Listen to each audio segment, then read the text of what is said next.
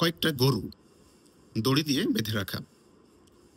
তাদের ঠিক সামনেই কসাইয়ের দল তাদের কাজ শুরু করতে যাচ্ছে। একটু আগেই কয়েকটা গরু কোরবানি হয়ে গিয়েছে এবং সেখান থেকে তাদের শরীরের কিছু অংশ মাংস হিসেবে তৈরি করার জন্য নিয়ে আসা হচ্ছে। পিছনের এই গরুগুলো তা তাকিয়ে তাকিয়ে দেখছে এবং একটা গরুকে আমি দেখলাম বিশেষ একরকম শব্দ করছে, যেটা সচরাচর গরুর মুখ থেকে আমরা শুনি না। পশু পাখির ভাষা আমরা বুঝি না, কিন্তু তাদের ভাষা না বুঝলেও তাদেরও অনুভূতি রয়েছে এবং হয়তো সেও সেরকম কোনো কিছু বোঝাতে চাচ্ছিল। কুরবানি আমাদেরকে করতে হয় ধর্মীয় অনুশাসনের অংশ হিসেবে, সেটা তো আমরা করবই।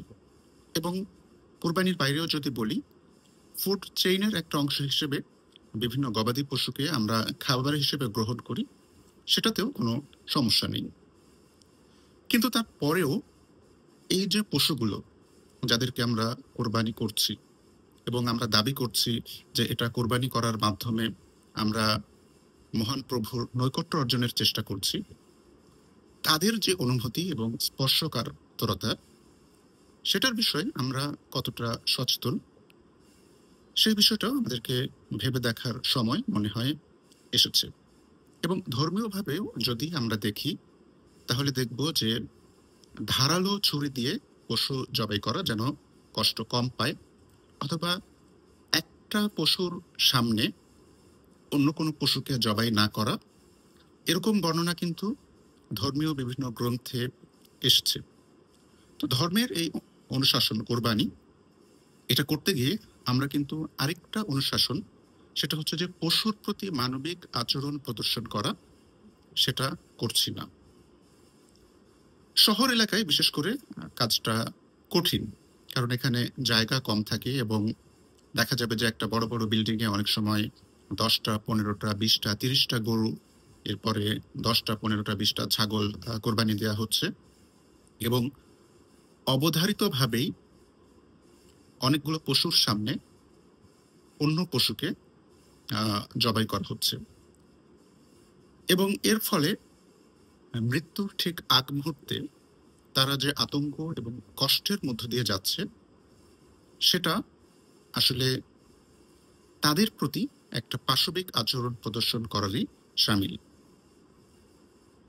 এ বিষয়ে কি করা যেতে পারে সেটা নিয়ে আমার মনে হয় ভেবে দেখার সময় এসেছে। শুধুমাত্র ধর্মীয় অনুশাসনের দোহাই দিয়ে অথবা স্থান সংকুলনের অভাবের কথা বলে বিষয়টাকে পাশ কাটিয়ে যাওয়া একেবারেই মানবিক কোনো আচরণ হচ্ছে না। ধর্মীয় অনুশাসন মানুষ মেনে চলবে, কোরবানি দেবে এবং ফুড চেইনের অংশ হিসেবে আমরাও গবাদি পশুর থেকে পাওয়া যে গোশতটা আহার হিসেবে গ্রহণ করব, সেটা ঠিক আছে। কিন্তু তারপরেও যতটুকু সম্ভব এই পশুদের প্রতি কিছুটা হলেও মানবিক আচরণ প্রদর্শন করা, বিশেষ করে তাদের মৃত্যুর ঠিক পূর্ব মুহূর্তে তাদেরই স্বজাতির সদস্যদের তাদের সামনে মেরে ফেলে তাদের মধ্যে যে আতঙ্কটা তৈরি করা হচ্ছে, সেটা যেন আমরা না করি। আমরা নিজেদেরকে সৃষ্টির সেরা জীব বলে দাবি করি, সেই হিসেবে এই পশুদের প্রতি পাশবিক নয়, বরং কিছুটা মানবিক আচরণ আমরা প্রদর্শন করব, সেটাই কাম্য। কি করা যেতে পারে সেটা নিয়ে সরকার, নগর প্রশাসন, বিভিন্ন বিল্ডিং কর্তৃপক্ষ এবং ব্যক্তি হিসেবে আমাদেরও ভেবে দেখতে হবে। এবং বিভিন্ন দেশে বর্তমানে যে স্লটার হাউস বা অন্যান্য যে ব্যবস্থা রয়েছে, এরকম কোন কিছু আমাদের দেশেও আমরা ক্রমান্বয়ে চালু করতে পারি কিনা সেটাও ভেবে দেখা দরকার।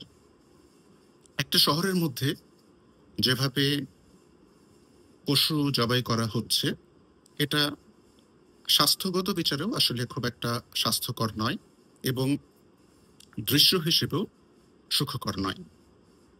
যদি সেরকম ভালো কোনো বিকল্প তৈরি করা সম্ভব হয়, তাহলে সেটাই হয়তো আমাদের জন্য ভালো হবে। এবং কোরবানি যে একেবারে কোরবানির ঈদের দিনেই দিতে হবে এমন তো কথা নেই।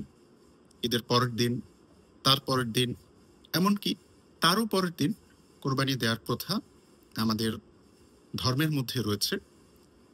তো সেভাবে আমরা যদি জিনিসটাকে বিবেচনা করি এবং এই মানসিকতা আমরা রাখি যে ঈদের দিন নয়, ঈদের পরের 2 দিন বা 3 দিন এর মধ্যে আহ, যে কোনো একটা দিনে যখন কোরবানি করতে সুবিধা হয়, যদি ওরকম কোনো বন্দোবস্ত করা যায়, স্লটার হাউস বা এরকম কোনো কিছু, তাহলে সেটাই আমাদের জন্য ভালো হবে। এবং সেখানেও নিশ্চিত করতে হবে যেন জীবিত কোনো পশুর সামনে তাদেরই স্বজাতির সদস্য অন্য কোনো পশু তাকে যেন আমরা এভাবে জবাই না করি।